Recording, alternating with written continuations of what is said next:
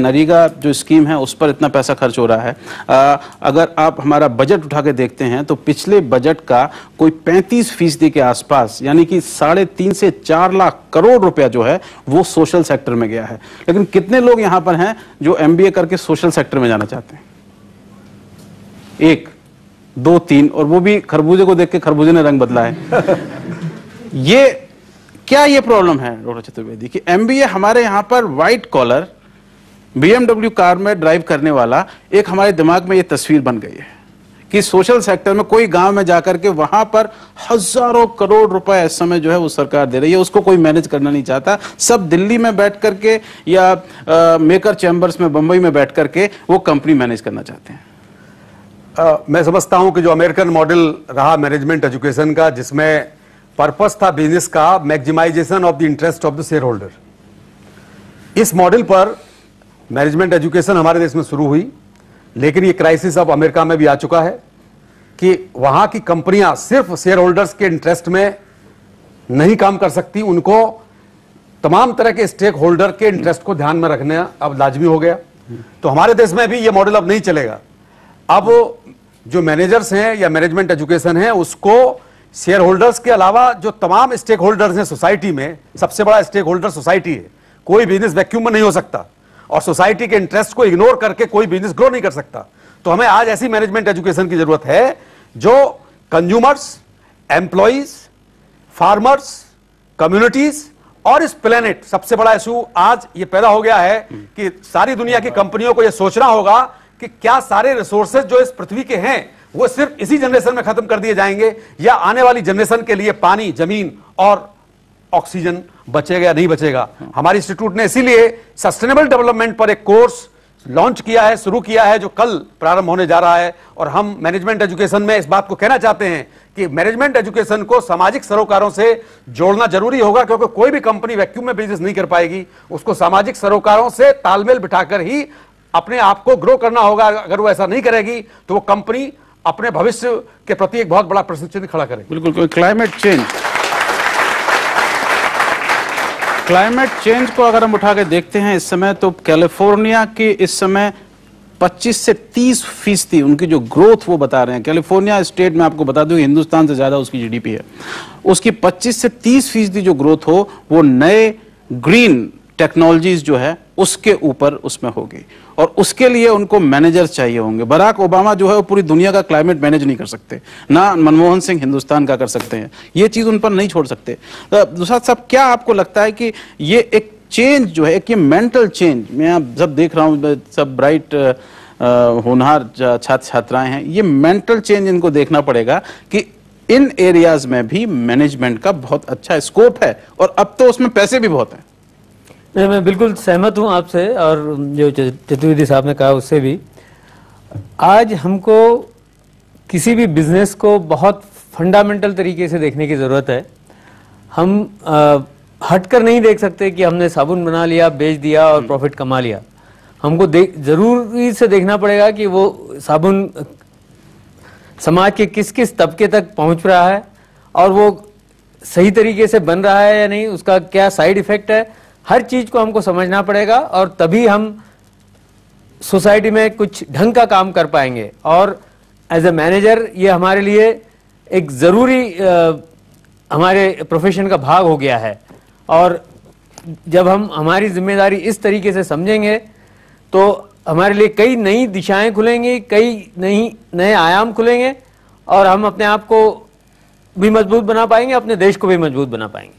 बिल्कुल। पर जल्दी से थोड़ा सा आंकड़ा दे देता हूं, उसके बाद में हम बात करेंगे रेगुलेशन की, जो कि बहुत बड़ा मुद्दा मैनेजमेंट स्टडीज में है। और ये है कि आने वाले दिनों में मिसमैच हमारे मुल्क में जो है वो किस तरह से है। मिसमैच ये है कि आंध्र प्रदेश में जो एडिशनल वर्कफोर्स आने वाली है अगले 10 साल के अंदर, वो 4.3% है, लेकिन आंध्र प्रदेश की जो GDP है वो 9% से अगले 10 साल में ऊपर जाएगी। तो आंध्र प्रदेश, आप लोगों को लगता है कहीं जाए काम करना चाहिए, आंध्र प्रदेश की बात कीजिए। उसके बाद में आप आइए गुजरात की GDP जो है वो 12% अगले 10 साल में बढ़ने वाली है, लेकिन वहां पर जो ग्रोथ है लेबर की और मैनेजर्स की वो सिर्फ 4.9% होगी। इसका मतलब वहां पर बहुत बड़ा मिसमैच है। हम लोगों को ये जब तक नहीं सोचेंगे कि जरूरत कहां पर है, तब तक हम सब ये पूरा नहीं कर पाएंगे। इसके अलावा आप देखिए बाकी जो स्टेट्स हैं हमारे मुल्क के, उनमें भी यही समस्या है। जैसे बिहार जो है, जिसको कि हम बड़ा गया गुजरा स्टेट मानते हैं, बिहार में ज़रूरत जो है, ज़रूरत से ज़्यादा लोग हैं। बिहार में 10% जो है वो लेबर एक्सेस होगा और सिर्फ 2.4% के हिसाब से वहां पर ग्रोथ होगी।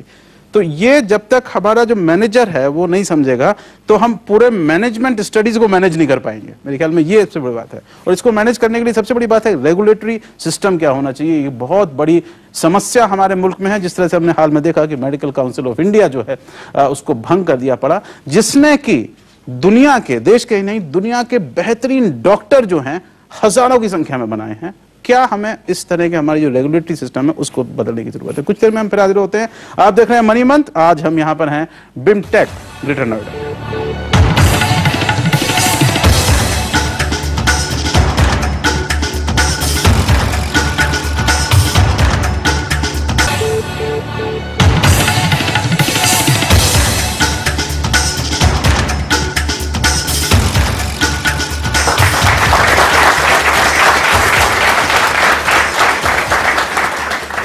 मनी मंथ में एक बार फिर आपका स्वागत है। आज हम ग्रेटर नोएडा में हैं, Birla institute of management technology के हेडक्वार्टर में, और बात हम कर रहे हैं भविष्य की मैनेजमेंट की।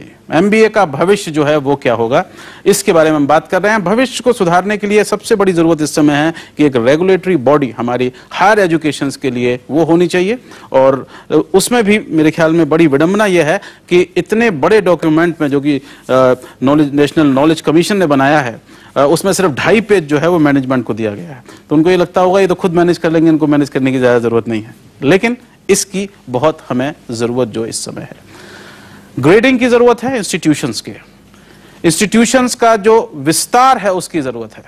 और वो इसलिए है कि इस समय हिंदुस्तान में आप देखें, आप किसी भी बुधवार के दिन अखबार उठा लीजिए बड़े, और आपको उसमें 16, 18 पेज के जो हैं वो पुल आउट्स मिलेंगे। और उन पुल आउट्स में सारे मैनेजमेंट इंस्टीट्यूट्स के आपको इश्तिहार मिलेंगे, बीबीए, एमबीए, हर तरह के इश्तिहार मिलेंगे। और सबके जो एड्रेस हैं वो सिर्फ देश के हाईवेज के ऊपर है। ये जो स्प्रेड है इसको भी बनाने की जरूरत पड़ेगी। जहां पर ग्रोथ हो रही है, जैसा हमने आपको बताया, वहां पर कम है। महाराष्ट्र में, आंध्र प्रदेश में, तमिलनाडु में आप देखें तो तमाम मशरूम की तरह मैनेजमेंट इंस्टीट्यूट जो है वो खुल गए हैं। रेगुलेटरी बॉडी ये एक बड़ा है।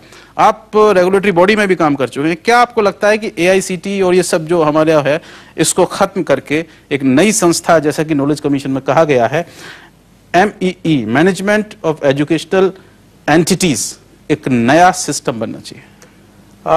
अभी हमारे मानव संसाधन मंत्री ने एक अच्छा काम किया कि इस बार पहली बार नई मैनेजमेंट संस्थानों के अप्रूवल में किसी भी किस्म के भ्रष्टाचार को उन्होंने नहीं होने दिया। उसके लिए उनको बधाई दी जानी चाहिए, क्योंकि उन्होंने ई गवर्नेंस को लागू करने की कोशिश की।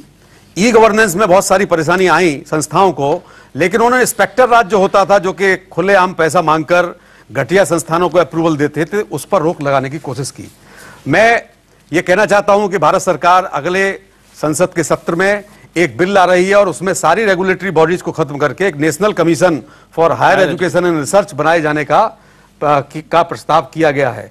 अगर ये कमीशन देश के स्वतंत्र और ईमानदार एकेडमिशियंस के हाथ में ये सौंप दिया जाए और सरकार अपना हस्तक्षेप खत्म कर दे और उसको ऑटोनॉमी दे दे, जैसे कि सेबी को, इलेक्शन कमीशन को और बहुत सारी हमारी स्वतंत्र संस्थाएं जैसे सुप्रीम कोर्ट है, जैसे कि IRDA है, जहां पर कि सरकार का सीधा हस्तक्षेप नहीं है। अगर इसमें सरकार अपने हस्तक्षेप को समाप्त कर ले और देश के जाने माने एकेडमिशियंस को, प्रबंध शास्त्रियों को, विचारकों को, इंडस्ट्री लीडर्स को इसकी जिम्मेदारी अगर सौंप दी जाए, तो मैनेजमेंट एजुकेशन में अब तक जो कुछ गड़बड़ हुआ है AICT के कारण, उस गड़बड़ी को रिकूप किया जा सकता है और हिंदुस्तान की मैनेजमेंट एजुकेशन दुनिया के सामने एक सीधा तान के खड़े हो सकती है कि दुनिया के बड़ी से बड़ी इंडस्ट्री को हिंदुस्तान के मैनेजर्स मैनेज कर सकते हैं। लेकिन सरकार को भ्रष्टाचार को, नौकरशाही को, दखलंदाजी को दूर करके ऑटोनॉमी देनी होगी शिक्षा शास्त्रियों को। प्रोफेसर मल्होत्रा, अमेरिकन एक्सपीरियंस क्या है इस बारे में कि how to manage higher education? ये बहुत जरूरी है। डॉक्टर चतुर्वेदी साहब ने जैसे फरमाया कि गवर्नमेंट का जो हस्तक्षेप है इन मैनेजमेंट एजुकेशन में वो बिल्कुल खत्म करना होगा। यूएस में भी बिल्कुल यही सिस्टम है। वहां पर अक्रेडिटिंग बॉडीज हैं जो कि मैनेजमेंट इंस्टीट्यूशंस को इवैल्यूएट करती हैं, उन्हें अक्रेडिटेशन देती हैं। जैसे AACSP है, वहाँ की अक्रेडिटिंग बॉडी है, जो कि इवन यहाँ की यूनिवर्सिटीज भी अप्लाई कर रही हैं उसके लिए।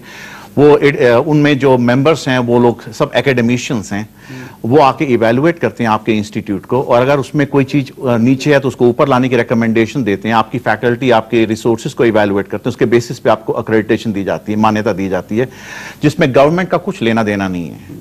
तो वो जो सिस्टम है वो बड़ा अच्छे से वर्क किया है उस कंट्री में, जिससे कि दैट्स वाई कि वो वर्ल्ड नोन एजुकेशन इसमें प्रोवाइड करें। अगर यहाँ भी ये सिस्टम हो जाए अच्छी तरह से इम्प्लीमेंट, मेरे ख्याल में वो होता है। राजीव सहदेव, आप कुछ कहना चाह रहे थे, बताइए। हालांकि हम लोग सारा ब्लेम MBA इन क्राइसिस का या तो सरकार के मत्थे मड़ देते हैं या किसी एक्सटर्नल वेरिएबल के थ्रू, लेकिन मैं 2 स्टेक होल्डर्स को मानता हूं कि उनका रोल बहुत इंपॉर्टेंट है। एक तो students themselves, students and parent body, उनको rather than being passive recipient of information, उन्हें एक्टिवली इंफॉर्मेशन ढूंढनी चाहिए, देखनी चाहिए, उनका एक रोल है। और इसीलिए हमारा पोर्टल mbauniverse.com और इस तरह के और पोर्टल एक्टिवली इंफॉर्मेशन प्रोवाइड करते हैं। तो आपने न्यूज़पेपर खोला और आपको जो पहला ऐड दिखा, आपने वहां अप्लाई कर दिया और फिर आपने सिस्टम को ब्लेम किया, तो एक ये इशू है। दूसरा इशू है मीडिया।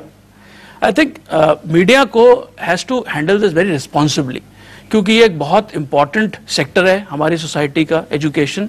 और अभी तक जो मीडिया रिपोर्टिंग हुई है सब्जेक्ट पे, चाहे वो MBA रैंकिंग की बात करें, जहां पर सरासर अत्याचार हो रहा है और हुआ है पिछले 15 साल। एजुकेशनल अत्याचार, अभी तक इमोशनल अत्याचार जी फिल्म में था। हाँ, तो मीडिया का एक रोल है और मीडिया को काफी सेंसिटिवली इस इशू को देखना चाहिए। This is not yet. मेरे ख्याल में ये आपने जो बात उठाई बिल्कुल ठीक, और आप जैसे लोग जब तक इस बात को नहीं उठाएंगे वो नहीं होगा। हम जो हैं वो देखते हैं इस समय हिंदुस्तान में, आपको बता दूं मैं कि प्रिंट मीडिया में सबसे बड़ा जो एडवर्टाइजर जो है, और आपको हम अभी आंकड़े दिखाएंगे आपके स्क्रीन पे, सबसे बड़ा जो एडवर्टाइजर है वो पेप्सी, कोक, हिंदुस्तान लीवर, इस तरह की कंपनीज नहीं है, वो एजुकेशनल इंस्टीट्यूशंस हैं। यानी कि कंज्यूमर गुड्स, जिसमें कि आपके गुड्स भी शामिल हैं, आपके गुड्स भी शामिल हैं, आपकी सर्विसेज शामिल हैं, वो इतना एडवर्टाइज नहीं करते जितना कि एजुकेशनल इंस्टीट्यूशंस करते हैं। और उसमें जो घालमेल जो है, हर साल, जैसे पहले एक फिल्म फेयर अवार्ड होता था हमारे मुल्क में जो कई साल से चल रहा था, उसके बाद में फिर एक के बाद अब एक अवार्ड शुरू हो गए। अब इतने सारे अवार्ड है, किसी को कुछ नहीं मालूम। तो पहले एक स्टैंडर्ड था कि फिल्म फेयर अवार्ड मिल गया अमिताभ बच्चन को इसके लिए, उसके बाद में किसी मैगजीन XYZ ने अपना अवार्ड शुरू कर दिया, फिर किसी वेबसाइट ने अपना अवार्ड शुरू कर दिया, फिर किसी टेलीविजन चैनल ने अपना अवार्ड शुरू कर दिया। तो उसमें जो स्टैंडर्डाइजेशन की हम बात कर रहे हैं वो बिल्कुल खत्म हो गया है। और यही हाल एजुकेशनल इंस्टीट्यूशंस का है। आप में से कितने लोग ये पढ़ करके मैगजीन में कि कौन से टॉप 20 में है, टॉप 10 में है, उसे देखकर एडमिशन लिया यहां पर? देखिए, लोग उसको सीरियसली लेते हैं, जबकि हमारे पास में कोई एक रेगुलेशन नहीं है। आपकी इंडस्ट्री में अगर अवार्ड कोई देता है, बेस्ट फोटोग्राफी इक्विपमेंट का अवार्ड देता है, उसका स्टैंडर्डाइजेशन होता है बाकायदा, उसकी स्टडीज होती हैं, कंज्यूमर जो ऑर्गेनाइजेशंस हैं वो उसमें पार्टिसिपेट करती हैं, और तब आपको बताती है कि ABC which product is good. क्या आपको लगता है कि उसी तरह से यहां पर होना चाहिए? बिल्कुल। देखिए, जहाँ तक कंपैरिजन का सवाल है, इतने MBA इंस्टीट्यूट्स हैं, कोई एक यार्डस्टिक नहीं है कॉमन जिसकी वजह से हम कंपेयर कर सकें other than top 20 to some extent उनकी रैंकिंग के एंगल से। जहाँ तक स्टैंडर्ड ऑफ एजुकेशन का सवाल है, 2 चीज़ें मैं ज़रूर बताना चाहूँगा।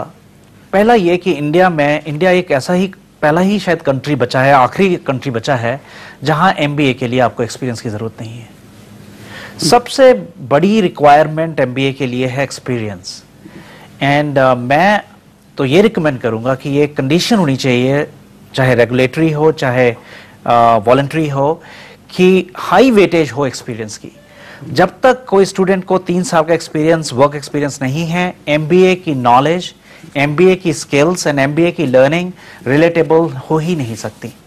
तो ये कुछ इंटरनल सिस्टम जो चेंज करने की जरूरत है वो भी करनी चाहिए। बिल्कुल, लेकिन यहाँ पे जब हम रेगुलेशन की बात करते हैं, मोज़ोबिया और न्यूक्लियस इंडस्ट्री दोनों उस एरिया में आते हैं जहाँ पे सरकार ने कोई रेगुलेशन ऐसा नहीं रखा है। और उसकी वजह से दोनों ही जो सेक्टर हैं इंडस्ट्री के, उन्होंने बहुत ज़्यादा उन्नति की है। और हम कहेंगे रेगुलेशन लगाएंगे, वो कहेंगे देखिए आप इनको कि इनके ऊपर रेगुलेशन नहीं था, दोनों सेक्टर इतना अच्छा काम कर रहे हैं। क्या आपको लगता है कि ये सही दलील है? नहीं, मैं जैसा समझता हूं कि एजुकेशन इंस्टीट्यूशन का रोल थोड़ा सा इंडस्ट्री से हटके है। दूसरा, हमारा जो एमबीए का रोल है या एमबीए स्टूडेंट्स का या इंस्टीट्यूशंस का, वो है कि एंटरप्रेन्योर डेवलप करना।